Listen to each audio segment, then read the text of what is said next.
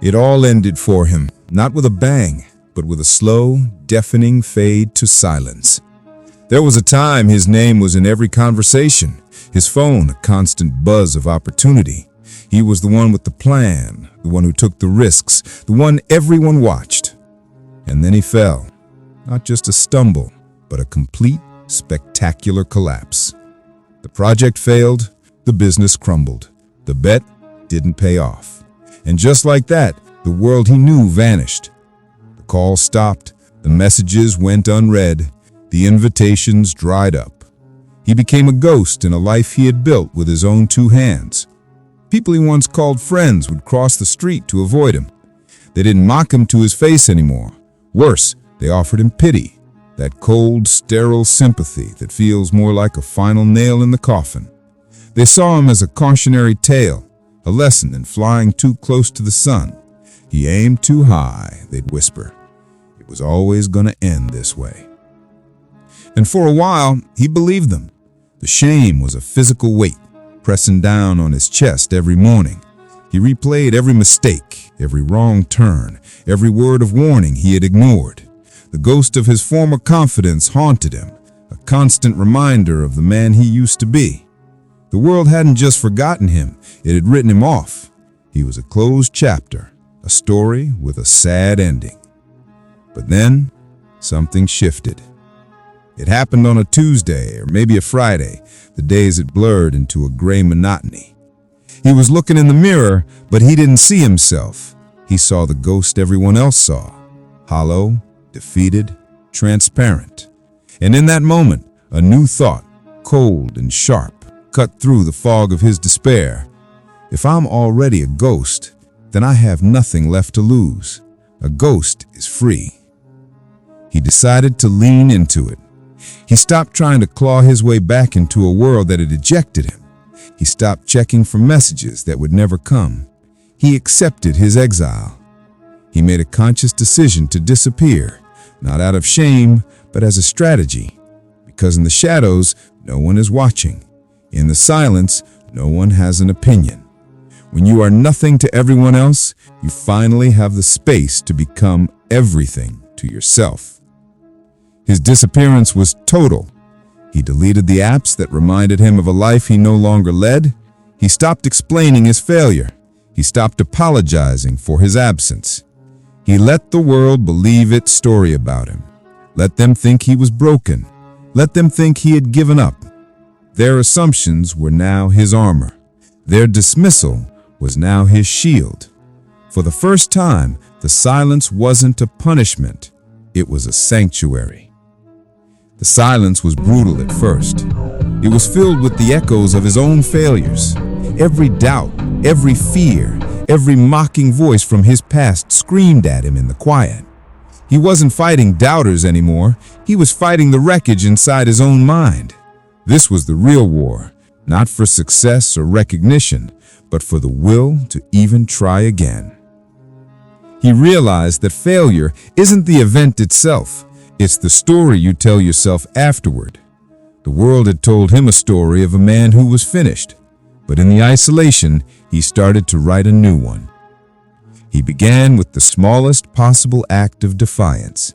He made his bed, not for anyone to see, but because it was a single, controllable piece of order in a world of chaos. Then he went for a walk, not a workout, just a walk, to feel his own legs carrying his own weight. One small promise kept to himself, then another and another. He picked up a book, not to become smarter, but to borrow someone else's strength for a few hours. He started writing, not a business plan, but his own thoughts, untangling the knots of shame and regret. No one saw this. There were no posts about his comeback. There was no montage. It was just him, alone in a room, rebuilding his own mind one brick at a time. He learned that you don't overcome failure by forgetting it. You overcome it by taking it apart, piece by piece, and using the rubble to build a new foundation. Discipline became his only friend. Not the flashy discipline of 4 a.m. cold plunges for social media, but the ugly, unseen discipline of showing up for himself when he desperately wanted to quit. It was the discipline of choosing the difficult task over the comfortable distraction, of eating a clean meal when his body screamed for junk, of reading one more chapter when his mind was exhausted. Each act was a vote for the man he wanted to become. He wasn't chasing motivation. Motivation is a fickle guest. He was building momentum, the kind that starts so slowly you can't even feel it, but eventually becomes an unstoppable force. He trained his body until the physical pain was quieter than his mental resolve. He trained his mind to see problems not as dead ends, but as puzzles waiting to be solved. He realized the ultimate freedom isn't having no one tell you what to do. It's the self-control to do what you know you must do, even when no one is there to make you. While the world was busy talking, he was busy working. While they were celebrating small wins, he was quietly mastering his craft. He wasn't rebuilding his old life. He was building something entirely new, something stronger, something that couldn't be broken by the opinions of others, because it was forged in their absence. And then, slowly, the world began to notice. Not because he announced his return, but because his energy had fundamentally changed. He walked back into the world not as a ghost seeking validation, but as a quiet force of nature. When he spoke, his words had weight. When he listened, his focus was absolute. He didn't carry the frantic energy of someone trying to prove himself. He carried the calm certainty of a man who had already survived his own hell. The same people who had written him off now found themselves intrigued. They saw the results before they ever heard a new story. They saw a man who was physically transformed, mentally sharp, and emotionally unshakable. His silence wasn't empty anymore. It was full of power. They couldn't put their finger on it, but they knew this was not the same man that fell. Opportunity didn't knock. It was drawn to him. It came in the form of a problem no one else could solve, a challenge everyone else was running from. The old him would have announced his plan, sought partners, and broadcast his intentions. The new him said nothing. He simply got to work. He executed with a precision and a quiet intensity that was terrifying to watch. When it was done, the success was so complete, so undeniable, that it didn't just eclipse his past failure, it erased it. It was like the fall had never happened. The whispers of cautionary tale were replaced with stunned murmurs of, "How did he do it?" They expected a speech, an explanation, a moment of, "I told you so." He gave them nothing. He didn't need to. His work was the statement. His success was the story. He had learned the most profound lesson of all. When you argue, you are trying to convince. When you build, you make convincing unnecessary. He no longer cared about their approval. He had found something far more valuable in the shadows, his own respect. He had faced the worst version of himself in the dark and had won. After a battle like that, the opinions of the crowd are just noise.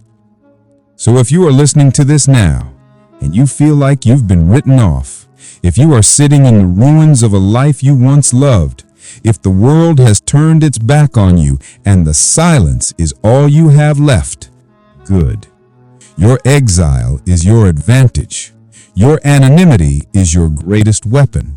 You have been given a rare gift, the freedom from expectation.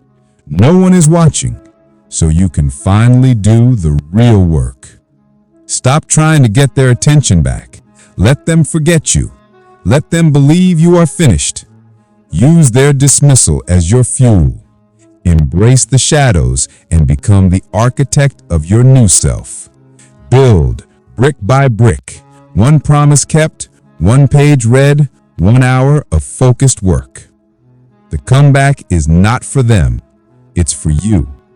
It's the process of discovering that the person you can become is infinitely more powerful than the person you were. The world doesn't need to see you building. It only needs to see what you've built. So stay in the dark, work in the quiet, forge yourself in the fire of your own discipline, and when you're ready, don't walk back into the light to tell them you've returned.